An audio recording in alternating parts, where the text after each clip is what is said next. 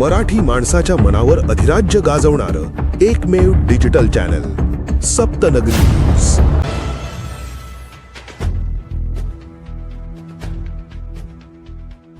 रयतेचा राजा शिवछत्रपतीच्या जयघोषात नर्मदा जीवनशाळांचा बालमेळा उत्साहात सुरू।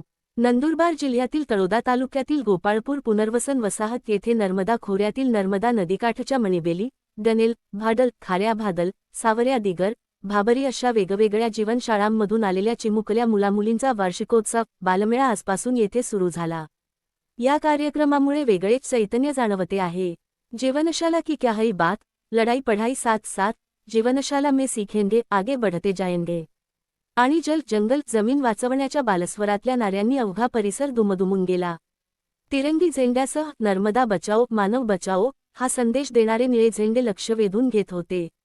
गोपाळपूर पुनर्वसन वसाहतीच्या जिल्हा परिषद शाळेच्या विस्तीर्ण मैदानावर झालेल्या या बालमेळ्यामध्ये सर्व जीवनशाळांचे झेंडे रोवून बालमेळ्याचे उद्घाटन करण्यात आले। मुंबई, पुणे, धुळे, अकोला, झारखंड अशा विविध ठिकाणाहून आलेल्या समर्थक पाहुण्यांच्या उपस्थितीत झालेल्या उद्घाटन समारंभामध्ये मागील 40 वर्षांच्या अथक लढाईमध्ये हे जग सोडून गेलेल्या साथींची आठवण जागवली गेली।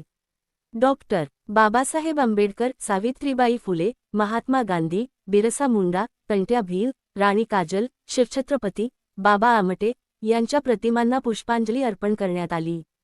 आदिवासी क्रांतिकारक तंट्या भील यांच्या स्मृती जागवणारा जल जंगल जमीन वाचवण्याचे आवाहन करणारा स्टॉल लक्ष वेधून घेत होता। त्याचप्रमाणे नर्मदा नवनिर्माण अभियानाचा 40 वर्षांचा प्रवास दर्शवणारे चित्र प्रदर्शन, विविध गमतीचे खेळ, आरोग्य तपासणी, मराठी विज्ञान परिषदेचे वैज्ञानिक खेळांच्या स्टॉल्सवर मुलांची झुंबड उडत होती। राजा शिवछत्रपतींना अभिवादन करणाऱ्या जीवनशाळेच्या मुलामुलींच्या नृत्याचे सादरीकरण करून शिवजयंती साजरी झाली। बालमेळ्याच्या उद्घाटनानंतर सुरू झाल्या विविध स्पर्धा, खो खो, कबड्डीपासून तर चित्रकलेपर्यंत। पुढील 2 दिवसात वक्तृत्व, गीत, नाटक, नृत्य अशा विविध अभिव्यक्तीमधून या विद्यार्थ्यांचे कौशल्य आणि कल जाणला जाणार आहे। हे एक प्रकारचे अनौपचारिक मूल्यमापनच असते विद्यार्थ्यांचे, शिक्षकांचे आणि शाळांचेही। नर्मदा नवनिर्माण अभियान या विश्वास न्यासातर्फे नर्मदा खोऱ्यातील आदिवासी मुलांसाठी या शाळा नर्मदा खोऱ्यातील दुर्गम गावांमध्ये 1992 पासून चालतात।